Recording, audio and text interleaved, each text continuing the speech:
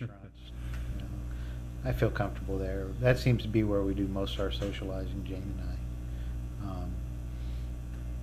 I feel comfortable in a bar.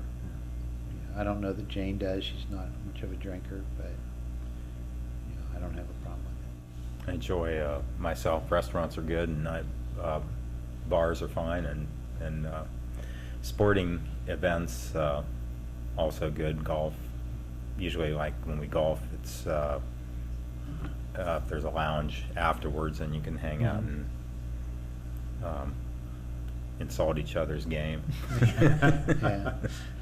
I'm not a big crowd person, so I mean, like, if you're talking about a sporting event, like going to see a professional sporting Right. event in an arena setting, that kind of a deal, that doesn't excite me at all. Okay. You're sharing something common, whether it be drink or food, and there's always an immediate point of conversation there. And usually I wouldn't be going to the places unless there's if you're going with someone you already kind of know them and you have a point of interest in common.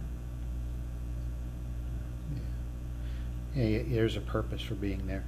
You know, I mean, even if conversation's not great, meal can be. So, And then if the meal isn't, there's The something you can Yeah. agree on. yeah, that's true. And I think, at least for me, bars are nice because in most cases, the ones you pick, people seem friendly, so you can actually strike up conversations with people you don't even know.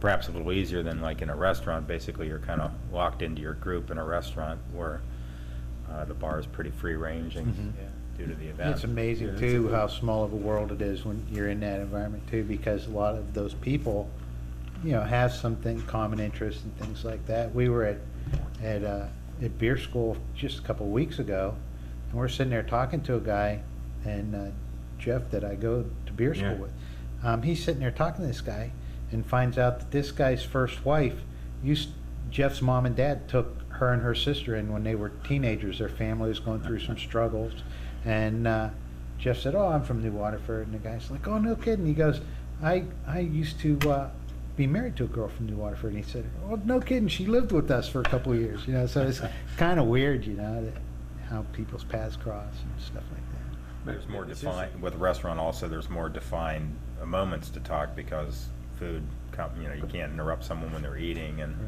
Yeah. where with drinking, it's just part of it, and of course alcohol is a social lubricant to begin with, so. Yeah.